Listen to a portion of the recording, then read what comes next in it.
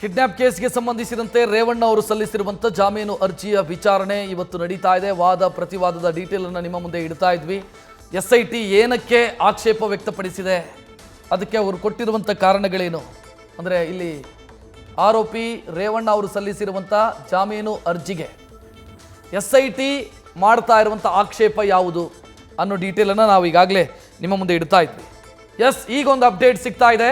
ಸೋಮವಾರಕ್ಕೆ ಮುಂದೂಡಿಕೆಯಾಗಿದೆ ಅನ್ನೋದು ಈಗ ಸಿಗ್ತಾ ಇರುವಂತ ಮಾಹಿತಿ. ಮಾಜಿ ಸಚಿವ ಎಚ್.ಡಿ. ರೇವಣ್ಣ ಅವರ ಜಾಮೀನು ಅರ್ಜಿಯ ವಿಚಾರಣೆ ಸೋಮವಾರಕ್ಕೆ ಮುಂದೂಡಿಕೆಯಾಗಿದೆ ಅನ್ನೋ ಮಾಹಿತಿ ಈಗ ಸಿಗ್ತಾ ಇದೆ.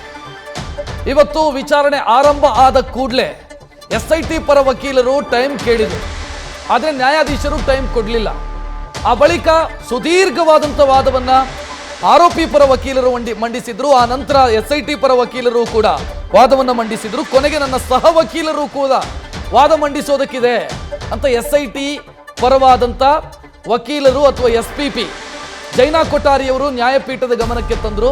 ಆರಂಭದಲ್ಲಿ ಆಕ್ಷೇಪ ವ್ಯಕ್ತಪಡಿಸಿದಂಥ ನ್ಯಾಯಾಧೀಶರು ಆ ನಂತರ ಈಗ ಸೋಮವಾರಕ್ಕೆ ವಿಚಾರಣೆಯನ್ನು ಮುಂದೂಡಿದ್ದಾರೆ. ಅಲ್ಲಿಗೆ ಸೋಮವಾರದವರೆಗೂ ಕೂಡ ರೇವಣ್ಣ ಅವರಿಗೆ ಜೈಲು ಗ್ಯಾರಂಟಿ. ಸೋಮವಾರದ ತನಕ ಜೈಲಲ್ಲೇ ಇರಬೇಕಾದಂಥ ಪರಿಸ್ಥಿತಿ ಎಚ್.ಡಿ. ರೇವಣ್ಣ ಅವರದು. ಜನಪ್ರತಿನಿಧಿಗಳ ವಿಶೇಷ ಕೋರ್ಟ್ನಲ್ಲಿ ಅರ್ಜಿಯ ವಿಚಾರಣೆಯನ್ನ ಸೋಮವಾರಕ್ಕೆ ಮುಂದೂಡಲಾಗಿದೆ.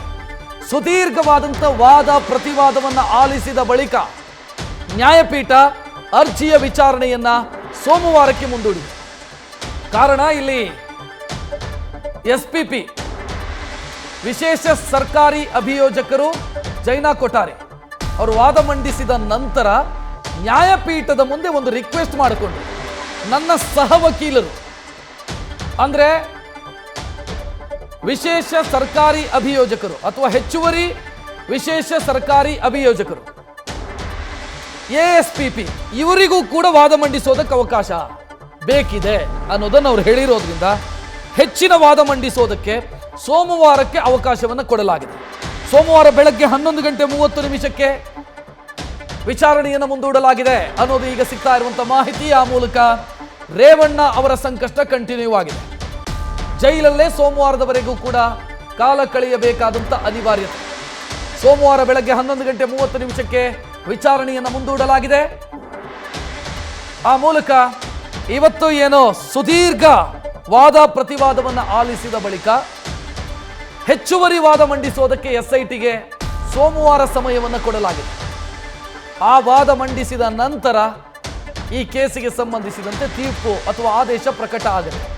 ಸೊ ಅಲ್ಲಿಯವರೆಗೂ ಕೂಡ ಎಚ್.ಡಿ. ರೇವಣ್ಣ ಅವರಿಗೆ ಜೈಲು ಫಿಕ್ಸು ಅಥವಾ ಸೋಮವಾರದವರೆಗೆ ಜೈಲಲ್ಲೇ ಇರಬೇಕಾದಂತ ಅನಿವಾರ್ಯತೆ.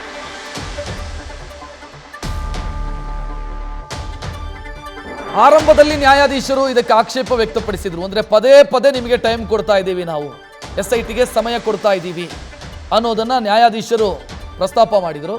ಈ ವೇಳೆ ಎಸ್ಐಟಿ ಪರ ವಕೀಲರು ಕೊಟ್ಟಂತ ಕಾರಣ ಏನು ಅಂತಂದ್ರೆ, ನಾನು ನಿನ್ನೆ ತಾನೇ ಅಪಾಯಿಂಟ್ ಆಗಿದ್ದೀನಿ ಎಸ್ಪಿಪಿ ಆಗಿ ಅಂತ.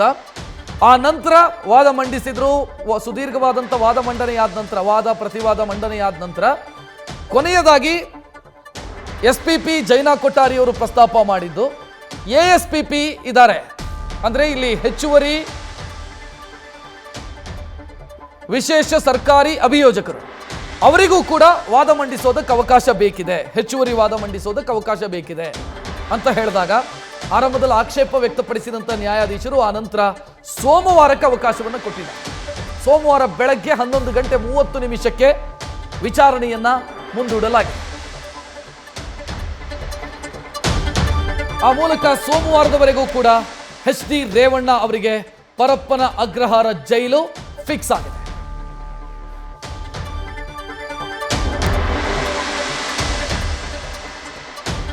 ಸುದೀರ್ಘವಾದಂಥ ವಾದ ಪ್ರತಿವಾದವನ್ನು ಆಲಿಸಿದ ಬಳಿಕ ನ್ಯಾಯಾಧೀಶರು ವಿಚಾರಣೆಯನ್ನ ಸೋಮವಾರ ಬೆಳಗ್ಗೆ 11:30 ಮುಂದೂಡಿದ್ದಾರೆ.